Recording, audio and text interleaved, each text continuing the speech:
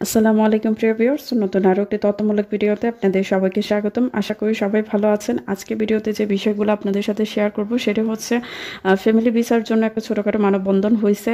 সেই মানববন্ধনটা কিন্তু সফল হয়েছে, সেই বিষয়ে কথা বলবো। আর কথা বলবো যে ইটালির পররাষ্ট্রমন্ত্রী বাংলাদেশে যে বৈঠক করতেছে সেই বৈঠকে অনেকে খুশি, আবার অনেকে খুশি না। সেই বিষয়টাও নিয়ে আলোচনা করব, কেন মানুষ খুশি না। তো সম্পূর্ণ ভিডিও দেখার চেষ্টা করবেন। যারা আমার চ্যানেল নতুন, প্লিজ চ্যানেলটা সাবস্ক্রাইব করে পাশে থাকবেন। ধন্যবাদ সবাইকে। তো আপনারা জানেন, অনেকেই হয়তো জানে না যে আজকে ছোটোখাটো একটা মানববন্ধন হয়েছে। ফ্যামিলি ভিসার যারা প্রত্যাশী আছে তারা দীর্ঘ 2 বছর ধরে অপেক্ষা করতেছে ফ্যামিলি ভিসার জন্য। যেহেতু তারা কোনো সমাধান পাচ্ছে না, সেহেতু একটা মানববন্ধন হয়েছে আজকে, অর্থাৎ 7ই মে। তো সেই মানববন্ধনটা করে তারা সফল হয়েছে, কর্তৃপক্ষের নজরে আসছে এবং তাদেরকে আশ্বস্ত করা হয়েছে 1 মাসের ভিতরে তাদেরকে একটা সমাধান দেওয়া হবে বা একটা সিদ্ধান্ত জানানো হবে। তো মানববন্ধনটা করে কিন্তু তারা সফল হয়েছে। আমাদের 23 এবং 24-এর ওয়ার্ক পারমিটের যে ভুক্তভোগীরা আছে, অনেকেই আজকে একটা মানববন্ধন চেয়েছিল, যাতে করে হচ্ছে ইটালির পররাষ্ট্রমন্ত্রী যেহেতু আমাদের বাংলাদেশে আছে, তাই অনেকেই চাইছিল যে 23 এবং 24-এর ভুক্তভোগীরাও একটা মানববন্ধন করতে, কিন্তু অনেকেই এটাতে সম্মতি জানাইছে না, আবার অনেকেই সম্মতি জানাইছে।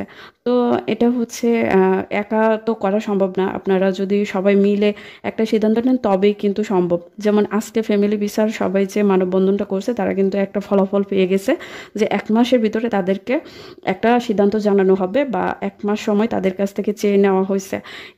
এরকম আশ্বস্ত কিন্তু তারা পায়নি, এবার পাইছে, এবার দৃষ্টি আকর্ষণ করতে পারছে। দ্বিতীয় বিষয় সেটা হচ্ছে ইটালির পররাষ্ট্রমন্ত্রী আমাদের বাংলাদেশে আছে, সেটা তো আপনারা জানেন। তিনি 2 দিনের সফরে আসছে। ইতিমধ্যে পররাষ্ট্র উপদেষ্টার সাথে বৈঠক হয়েছে। প্রবাসী কল্যাণ মন্ত্রী যিনি হচ্ছে আসিফ নজরুল, ওনার সাথে হচ্ছে বৈঠক হয়েছে। এখন অনেকেই বিরক্ত যে 2023 এবং 2024-এর বিষয়ে কেউ খোলামেলা কথা বলেনি। এই যে 60,000 ভুক্তভোগী এই ভিসার জন্য অপেক্ষা করতেছে বা তারা যে হয়রানির শিকার, সেই বিষয়টা নিয়ে কেউ খোলামেলা কথা বলেনি। এটা নিয়ে অনেকেই হচ্ছে ক্ষোভ প্রকাশ করতেছে। অনেকেই এরকম বলতেছে যে যারা ভুক্তভোগী আছে তারা বিষয়টাতে একদমই খুশি না, যেহেতু তাদের বিষয়ে খোলামেলা কথা বলা হয়নি। যারা ভুক্তভোগী আছে তারা বলতেছে যে যারা আবেদন করে রাখছে বা ইতিমধ্যেই হচ্ছে 2023 এবং 2024-এর মানুষ যে আটকা পড়ে আছে ভিসার জন্য, তাদেরকে ভিসা দেওয়া হোক। নতুন কর্মী নিলে আপনারা পরে নেন, বা নতুন কর্মী তো আপনারা সবসময় নিতে পারবেন, কিন্তু যারা ঝুলে আছে আগে তাদেরকে ভিসা দেন, তাদেরকে একটা সমাধান দেন, এই বিষয় নিয়ে কথা বলেন। কিন্তু যেহেতু সরাসরি 2023 এবং 2024-এর বিষয়ে কথা হয়নি, সেহেতু অনেকে এই বিষয়টাতে ক্ষোভ প্রকাশ করতেছে যে 2026 সাল চলে আসলেও কিন্তু এই 2023 এবং 2024-এর মানুষের একটা সমাধান হবে না।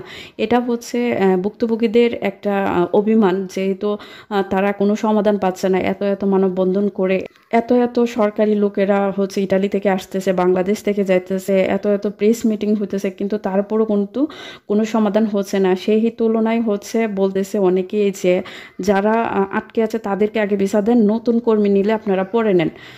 যেহেতু 2023 এবং 2024-এ প্রায় 60,000 মানুষ এখন পর্যন্ত আটকা পড়ে আছে। তো বিষয়টা যদি আপনারা একটু খেয়াল করেন, খবরগুলা যেহেতু হচ্ছে বড় বড় টপ চ্যানেলগুলা প্রকাশ করতেছে, আপনারা একটা খবরের চ্যানেলও কিন্তু দেখতে পারবেন না যে সরাসরি কথাটা বলা হয়েছে যে 60,000 ভুক্তভোগীর একটা সমাধান দেওয়ার চেষ্টায় রয়েছে বা খুব দ্রুত তাদেরকে একটা সমাধান দেওয়া হবে। এই বিষয়ে কিন্তু কেউ কথা বলেনি। সেই তুলনায় বলা যেতেই পারে যে আসলে কি সমস্যার সমাধান হবে কিনা, এই বিষয়ে অনেকেই হচ্ছে চিন্তিত যে আসলেই তাদের বিষয়টা দেখবে কিনা, যেহেতু 60,000 মানুষ এখন নিতান্ত অসহায়ের মতো হচ্ছে দাঁড়ে দাঁড়ে ঘুরতেছে, কিন্তু কোনো সমাধান পাচ্ছে না।